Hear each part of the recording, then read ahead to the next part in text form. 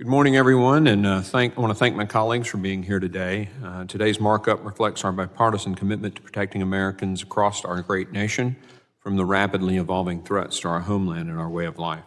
I'm proud of this committee's continued efforts to enhance the Department of Homeland Security's ability to carry out its no-fail mission, defending us from threats both foreign and domestic. Now more than ever, the most pressing foreign threat within our borders is the Chinese Communist Party. As part of its malicious strategy to undermine American power and interests, the CCP has increased its influence over our institutions of higher education for decades. We must dismantle this sinister effort by Beijing to undermine our sovereignty. That's why Chairman of Counterterrorism and Intelligence Subcommittee, Representative Pfluger's bill is so important. H.R. 881 would restrict American taxpayer dollars from funding U.S. colleges and universities that maintain ties with the CCP. Both Beijing and the Iranian regime continue to carry out transnational repression operations on U.S. soil to threaten and harass dissidents. That's why we're considering several bipartisan bills today that will help policymakers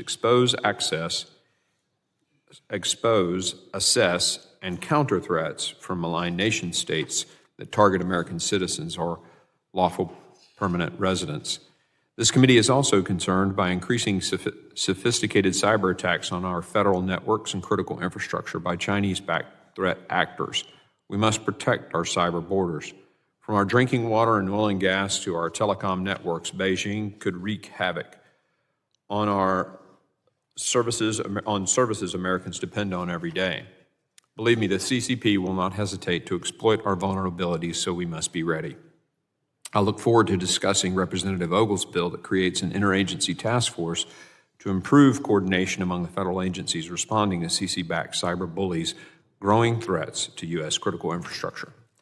This committee is also continuing its important efforts to prevent the tragic loss of American lives from deadly drugs like fentanyl. The Catch Fentanyl Act, introduced by Representative Higgins, would establish a pilot program to test technology enhancements to better detect illicit drugs, currency, and smuggled individuals at land ports of entry. We cannot forget the seriousness, the lingering threats posed by the border crisis.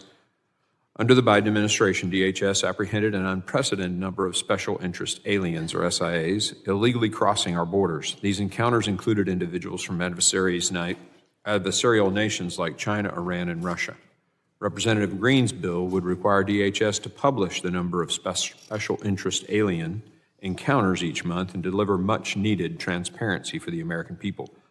Following the fall of the Assad regime in Syria and threats from both ISIS and al-Qaeda resurface in the region, we cannot turn a blind eye to individuals, both on and off U.S. soil, who are increasingly being radicalized to commit violence against Americans, including potentially unvetted individuals who illegally entered the U.S. during the last administration. That's why we are considering a bill led by Representative Luttrell to enhance DHS's counterterrorism efforts in evaluating the threat posed to the United States by individuals in Syria with ties to foreign terrorist organizations. In the wake of the New Year's Day ISIS-inspired terrorist attack in New Orleans, we must do more to address the rising threat vehicular terrorism poses to the homeland. Today, we'll also consider H.R. 1608, introduced by Representative Jimenez, the chair of our Transportation and Maritime Security Subcommittee, which would require DHS to more closely track and report to Congress on those emerging threats and countermeasures related to vehicular ramming attacks. I also urge support for the measures offered by my Democrat colleagues. I appreciate the opportunity to work with them with colleagues on both sides of the aisle to advance these bills out of the committee. Together, we can fulfill our duty to protect Americans from growing threats to the homeland. Today, we have a unique opportunity to make this country safer and more prosperous than ever. I hope all my colleagues on the committee help us push toward that objective today.